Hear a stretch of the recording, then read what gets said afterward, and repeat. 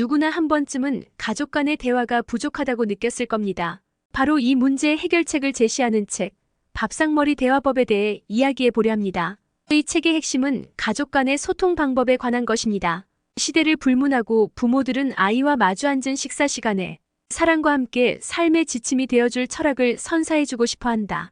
저자는 밥상을 둘러싸고 자연스럽게 나누는 대화가 가족 구성원 간의 갈등을 해소하고 서로의 이해를 돕는다는 것을 강조합니다.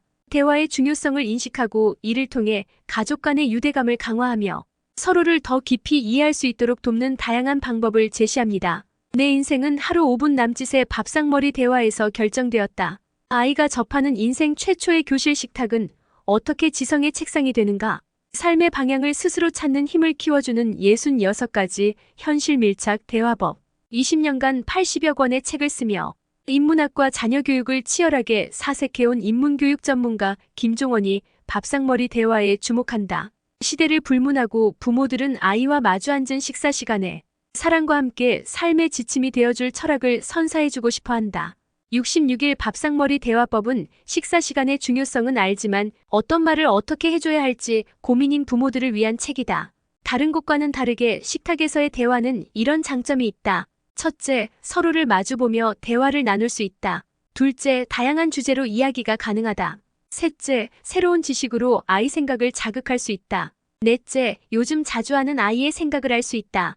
다섯째, 삶의 자세를 가르치고 배울 수 있다. 저자는 자신의 인생 전체를 되뇌며 이 책을 완성했고 인문교육 철학의 정수를 담았다고 한다. 시대를 이끈 지성들이 입을 모아 밥상머리 대화가 인생을 결정지었다고 말하는 것처럼 그 또한 식탁에서 이루어진 하루 5분 남짓의 대화에서 인생과 세상을 배운 것이다.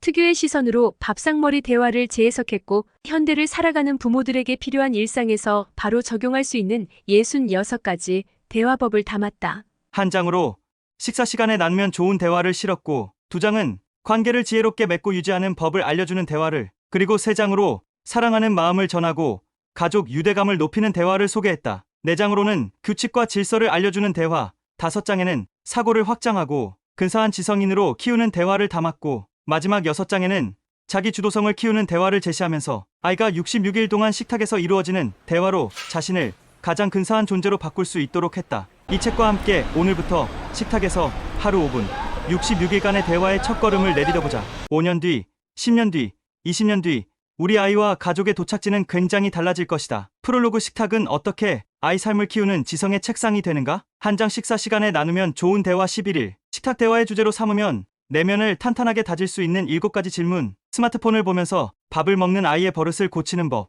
안 좋은 음식을 즐기거나 식탐이 심한 아이를 바꾸는 한마디 말. 식사 시간에 들려주면 좋은 아이의 도전 정신을 키우는 말. 식사 시간에 들려주면 좋은 아이의 나쁜 태도를 바꾸는 말. 자꾸 흘리면서 먹는 아이를 바꾸는 5가지 변화의 말. 아이의 편식을 고쳐주는 가능성의 언어. 이렇게 식사를 하느니 차라리 게임을 시키는 게 낫습니다. 유튜브와 게임에서 벗어나 책 읽는 아이로 만드는 대화법. 아이의 모든 교육은 양치질에서 시작합니다. 식탁 위에서의 안정성이 아이 삶의 안정성을 결정합니다. 밥상머리 팁 대화가 서툰 부모를 위한 맞춤형 6가지.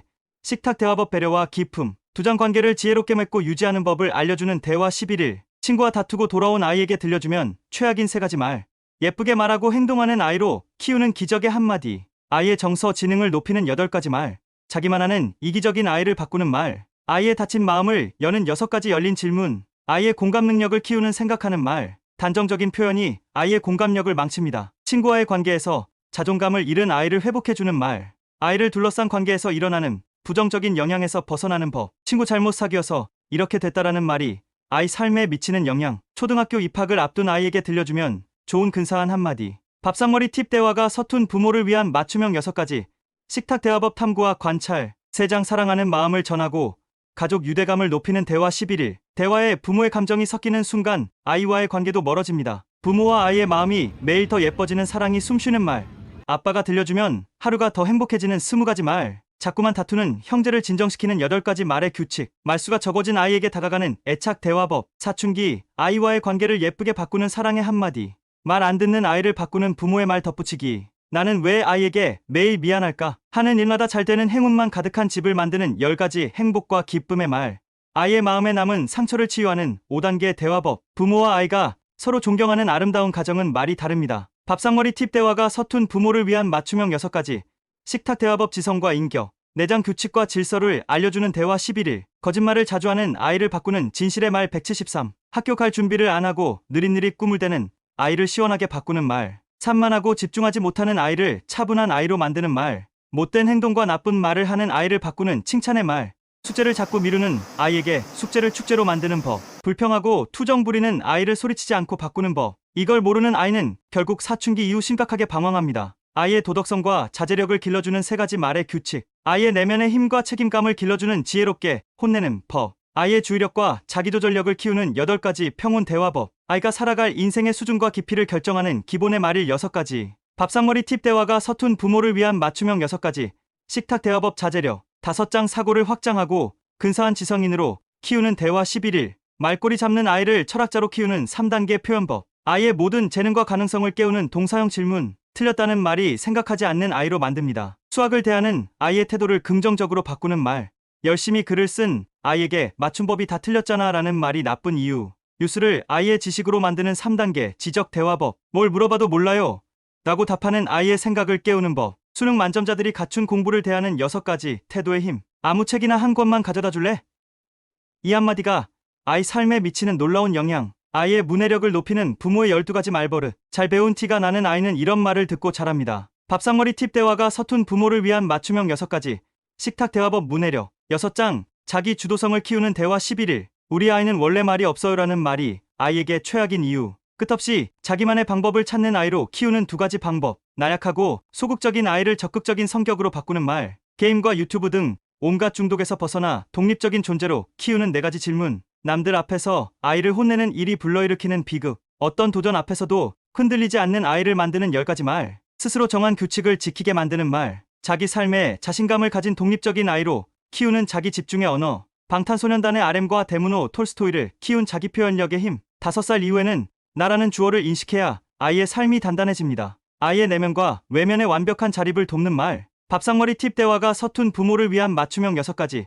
식탁 대화법 자기 주도성. 자, 이제 책 속으로 들어가 볼까요? 지난 오랜 시간 동안 식탁 대화는 명문가의 역사에서 빠지지 않고 지켜졌던 루틴과도 같은 것이었습니다. 하지만 어떤 주제로 대화를 나눴는지는 잘 모르고 있죠? 역사와 철학 등 온갖 멋진 주제도 물론 중요하지만 그 이전에 더욱 중요한 건 서로를 향한 관심과 마음, 일상의 이야기를 공유하는 것입니다. 그게 바로 가족의 역사이자 내 삶의 철학을 구성하는 농밀한 재료가 되기 때문이죠. 식탁 대화의 주제로 삼으면 내면을 탄탄하게 다질 수 있는 7가지 질문 중에서 식사 시간에는 그 어떤 책을 읽는 것 역시도 좋지 않습니다. 아무리 공부에 필요해도 식사할 때까지 책을 읽고 문제만 푸는 행위는 오히려 그 시간에 게임을 하는 것보다 최악입니다. 함께 식사를 즐기는 사람을 바라보는 것이 가장 지혜로운 식사의 시작이라는 사실을 기억해 주세요. 그래야 아이가 과정과 흐름을 느낄 수 있습니다. 식탁에서의 대화가 중요한 이유가 바로 여기에 있습니다. 식사 때 다른 일에만 열중하거나 밥을 빠르게 해치우는 아이들에게 천천히 즐기며 함께 있는 사람들과 생각을 나누는 기쁨이 무엇인지 알려주세요. 이렇게 식사를 하느니 차라리 게임을 시키는 게 낫습니다. 중에서 친구에게서 모든 나쁜 이유를 찾는 부모의 행동은 멀쩡한 아이를 망치는 대표적인 사례입니다. 당장은 마음이 아파도 문제가 내 아이에게 있다고 생각해야 훗날 희망을 약속할 수 있습니다. 심각한 병에 걸렸는데 기침의 이유가 나쁜 공기 때문이라고 외치며 공기만 탓한다면 과연 결과가 어떻게 되겠어요? 부모의 말은 연필과도 같습니다. 잘못 쓰면 지우개로 지우듯 언제든 잘못 나온 말을 지울 수 있다고 생각하죠.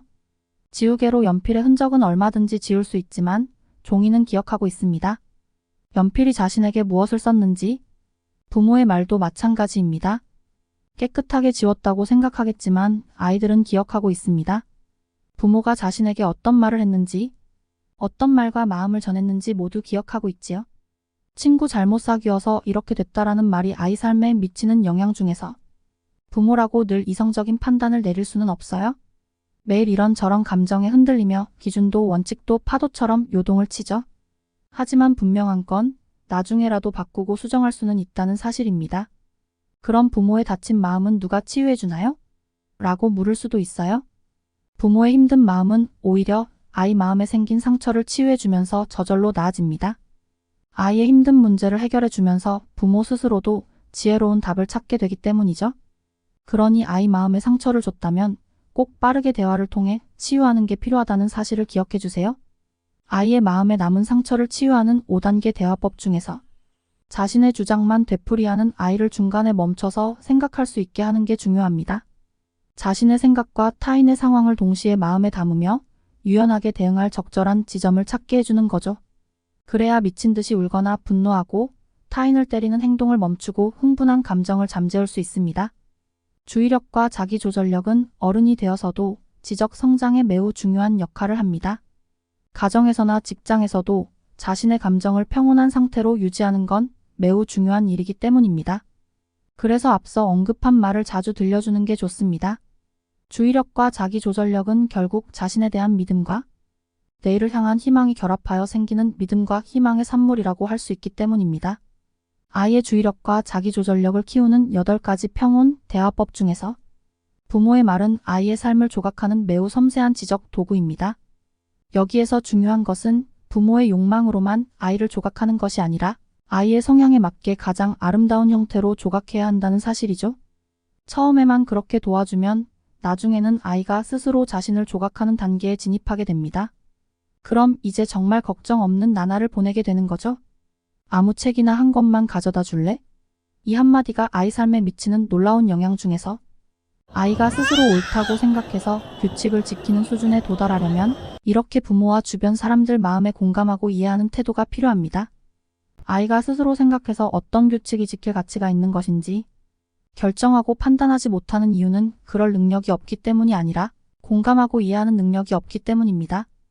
부모와 주변 사람들 마음을 알게 되면 그때 비로소 아이는 스스로 자신의 생각을 깨우고 이전과 다른 삶을 살게 될 겁니다. 자, 이제 출판사 서평을 들어볼까요? 식탁은 아이의 인생을 좌우하는 결정적 대화 장소. 아이를 키우는 부모라면 팝상머리 대화에 대해서 한 번씩은 들어봤을 것이다. 아이가 식탁에서 배우는 어휘량은 책을 읽을 때 10배가 넘는다. 가족 식사 횟수가 많은 아이들이 그렇지 않은 아이보다 학업 성적이 좋고 비행에 빠질 확률은 현저히 낮으며 어린 시절 가족 식사 자리를 습관화하면 사춘기부터 성인이 된 시기까지 부모와 아이 간의 유대감을 공고히 이룰 수 있다. 팝상머리 대화의 중요성은 수많은 연구 결과로 증명되었다. 하지만 가족 식사 시간을 어떻게 활용해야 하는지에 대해 우리는 얼마나 알고 있을까? 66일 팝상머리 대화법은 여기에 주목한다. 이 책은 식사 시간의 중요성은 알지만 어떤 말을 어떻게 해줘야 할지 고민인 부모를 위한 책이다. 20년간 80여 권의 책을 쓰며 인문학과 자녀 교육을 치열하게 사색해 온 저자는 이 책을 쓰기 위해 자신의 인생 전체를 되뇌었으며 인문교육 철학의 정수를 담았다고 말한다. 시대를 이끈 지성들이 입을 모아 팝상머리 대화가 인생을 결정지었다고 말하는 것처럼 그 또한 식탁에서 이루어진 하루 5분 남짓의 대화에서 인생과 세상을 배운 것이다. 앞서 언급했듯이 식사 자리에서 아이는 그 어디에서보다 많은 어휘에 노출된다. 부모를 포함한 가족 구성원들이 하루에 있었던 온갖 일에 대해 자유롭게 이야기 나눌 때 아이는 예측 불허의 감정과 어휘와 만나게 된다. 그리고 아이가 자신이 가진 온 사고를 동반해 하루에 있었던 일과 자신의 생각을 가족들에게 전달하려 노력할 때 아이가 가진 생각의 폭은 폭발적으로 넓어진다. 이때 부모가 아이의 말을 진심으로 들어주면서 삶의 방향을 제시하고 철학을 공유한다면 아이는 가족이라는 울타리 안에서 부모의 말을 흡수하면서 삶을 살아가는 지침을 얻고 스스로 삶의 방향을 찾는 힘을 기를 수 있는 것이다. 세상에서 가장 좋은 음식은 부모의 말입니다. 좋은 식사 시간은 좋은 대화로 끝이 납니다. 하루 5분 식탁에서 말을 조금만 달리하면 아이는 몰라보게 달라진다. 버락 오바마, 마크 저커버그, 유륜 카이스트 교수와 가수 이적 등 분야를 막론하고 시대를 이끈 인물들은 가족 식사 시간이 내 인생을 결정지었다라고 입을 모아 말한다. 거대한 담론이 아닌 어려운 지적 유의가 아닌 부모와의 짧지만 진실한 대화가 세상을 살아가는 가장 유용하고 강력한 무기가 되었다는 것이다. 아이와의 식사 시간에는 부모도 부담감을 덜어낼 필요가 있다. 너무 많은 것을 아이에게 주입시키려 할 때 아이는 부담을 느낀다. 팝상머리에서는 아이에게 정확하게 말해주는 것, 아이의 생각을 정확하게 끌어내는 것이 중요하다. 욕심과 부담감을 버리고 이 책에서 제시하는 깊고 본질적인 66가지 대화법에 집중해보자. 아이와의 대화는 모든 부모님들의 고민일 것이다. 아무리 노력해도 진심은 전해지지 않고 아이와의 관계는 엇나가는 듯 보인다. 최근의 사교육 광풍은 아이와 나눌 대화 시간마저 빼앗아간다. 하지만 말보다 자녀 교육에서 중요한 것이 있을까? 아이를 어떻게 대하고 어떻게 도울지, 어떻게 지도하고 가르칠 것인지 모든 고민이 결국 말로 이루어진다. 그리고 이 말이 가장 큰 힘을 발휘하는 곳이 밥상머리다. 아이에게 무엇보다도 인생을 살아갈 힘을 전해주고 싶은 부모님들, 아이와 사랑을 나눌 1분 1초가 아쉬운 부모님들, 아이가 청소년이 되고 성인이 돼도 친구처럼 지내고 싶은 부모님들은 지금 팝상머리에서부터 시작해보자. 하루 5분 66일간의 대화의 첫걸음을 내디딘다면 5년 뒤, 10년 뒤, 20년 뒤 우리 아이와 가족의 토착지는 굉장히 달라질 것이다. 행복한 가정이 아니라 행복한 개인이 먼저입니다.